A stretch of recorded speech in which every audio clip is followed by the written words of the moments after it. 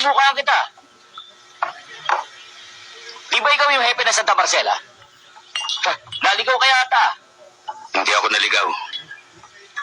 May sadya ako sa inyo. At marahil, alam niyo na kung ano yun.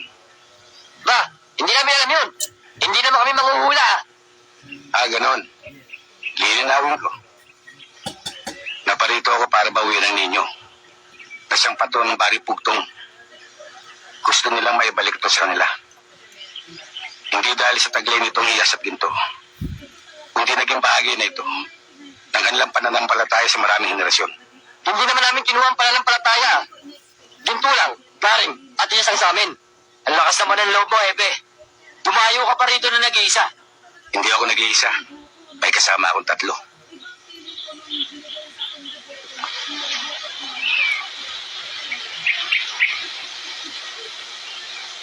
Niloloko yata tayo nito ah. Oo nga eh. Hindi ko kayo niloloko. Ito nga isa eh. Ito pa yung 2.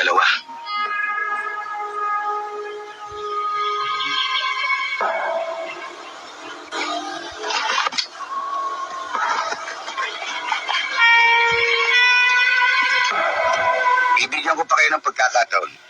Ano? Kami pa bibigyan mo ng pagkakataon? Epe, nasa bakuran ka namin. Gusto mo itumbakan namin ngayon?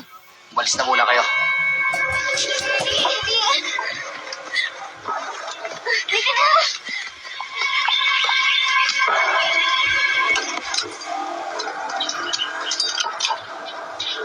Ibalik nyo lang ang ninyo. Para wala tayong problema. Anong problema? Ikaw ang may problema. Pumasok ka sa kumulil. Baka hindi mo kami kilala. Kilala ko kayo. Kayo yung pangkat na sinukan ni Kari ko. Dahil pang sarili lang ang lakad ninyo. Kinakasangkapan nyo lang inyong simulain para mangurakot, magulumbat at pumatay ng tao na walang dahilan. Ang daming pagsasat.